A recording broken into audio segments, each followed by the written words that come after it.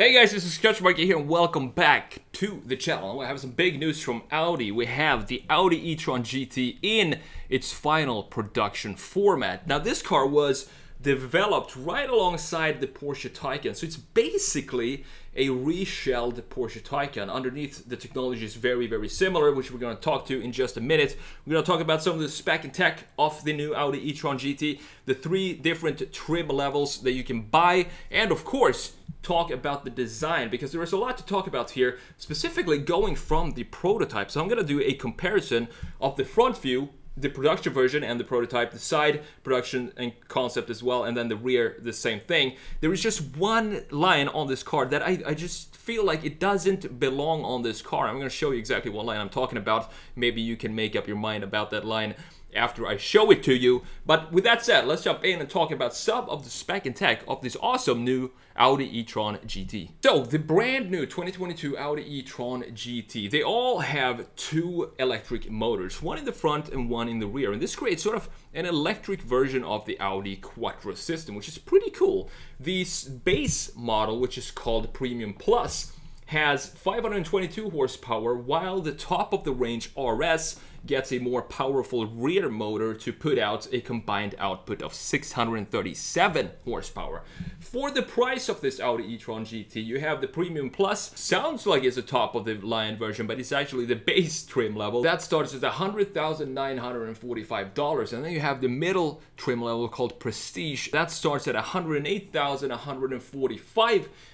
And then you have, of course, the top of the line RS version starting at $140,945. Now, this being an all-electric car, you have the instant torque from standstill and takeoff. Now, one of the cool things about the Audi e-tron GT is the transmission, which has 2 gears. You have one gear, the first gear for takeoff, and then you have the second gear for regular driving and efficiency. And as expected, the RS version, or all of the Audi e-tron versions, are pretty quick. You have the RS version going from 0 to 60 in just 3.1 seconds and 6.9 seconds to reach 100 miles per hour onto a top speed of 155 miles per hour, and the quarter mile is completed in just 10.94 seconds. And every single Audi e-tron GT, they feature a 85 kilowatt-hour lithium-ion battery, and Audi claims that it will offer up to 238 miles of range, which is sort of decent, but not great when you talk about electric range in these days in 2022,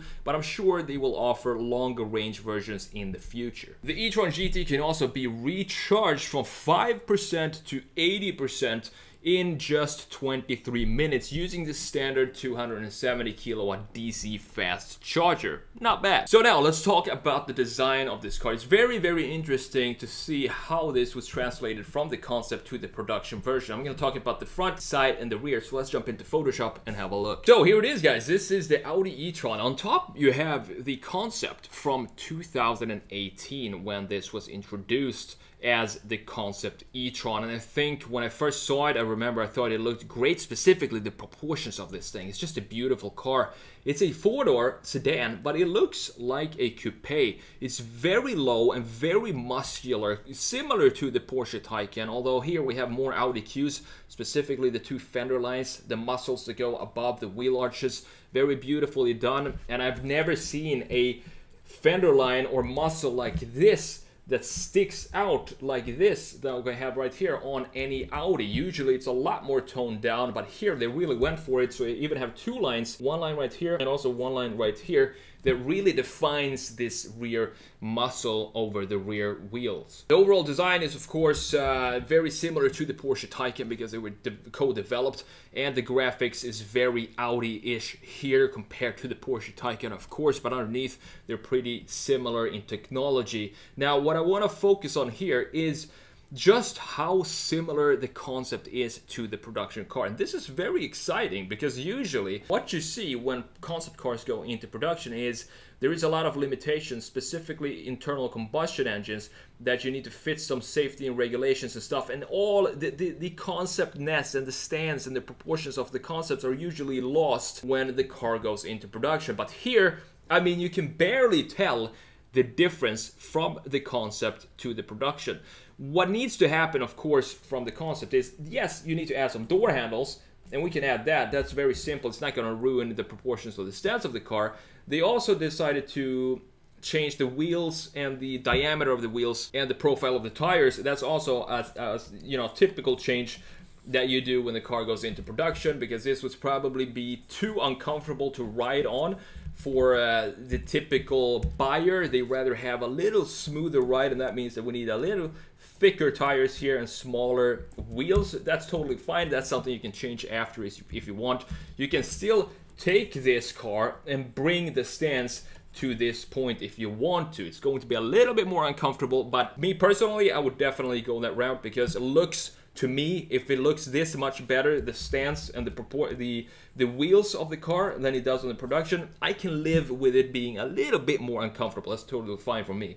Now, let's talk about the front here. I think overall, this car is a great looking car. The stance, proportions, everything. It looks like a super sports car, sports coupe, and it's even a four-door. So great job by Audi bringing the essence of the concept into production. I think they did a great job. However, I think the front end here on both cars, since they're so similar, a little bit too busy. I would like to tone some parts down, because I don't think the front is playing well with the rest of the body lines. You can see here it's very smooth, very nice lines here. We have the typical sport car Audi lines. You have the top one here, and then the middle section right there, and then the top one in the front. This is a very Audi. If you look at the R8, it has the same kind of curvatures right there. But then you have the front end, and there's a lot going on here. You have some sensors right here. You have some texture in this part right here. You have these lines right here. All these angles and creases and panels and stuff. It's a little bit too much. So what I would love to do is just something simple. We can try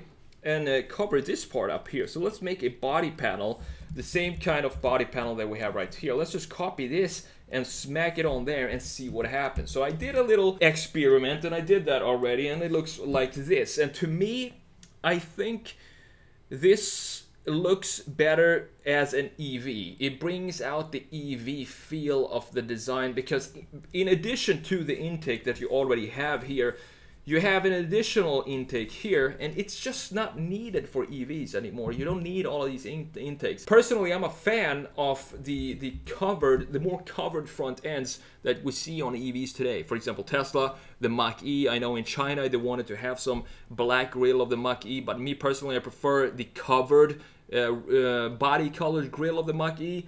And you have it on several other cars that have been transitioned from internal combustion engine to EV. That's why I would love to see something like this, maybe cover up this part right here.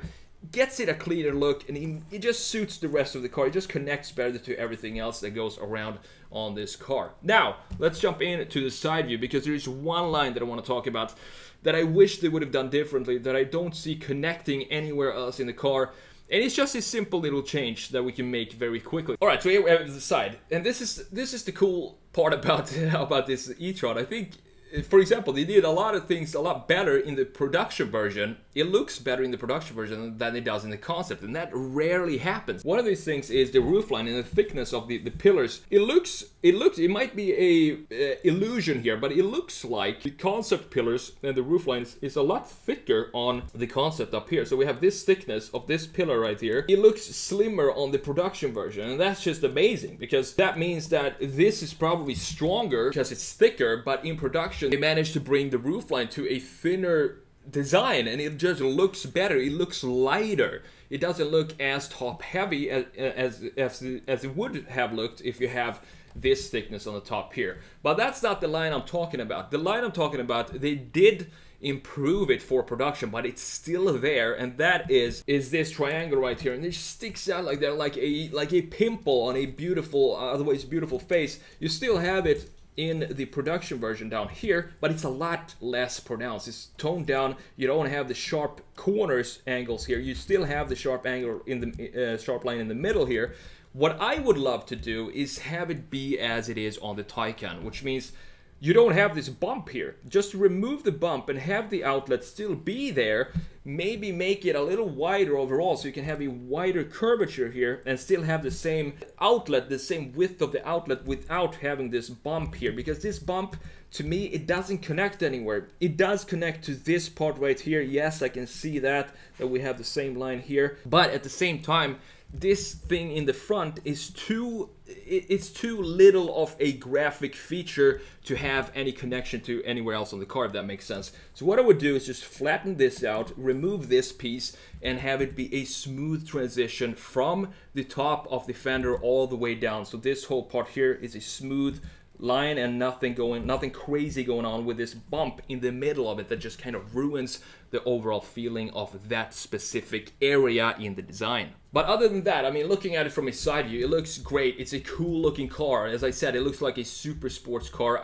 Compared to the Tesla Model S, I think this looks better than the Model S. The Model S is still a very clean looking design. It doesn't have all these creases and stuff on it. The front is more covered up, which I prefer more than this type of design. But this looks like it could be an internal combustion engine as well. And just speaking of the design, it looks great and it looks very low. The proportions are great. Specifically, I love that they took the concept and brought that whole feeling and essence of that stance into production.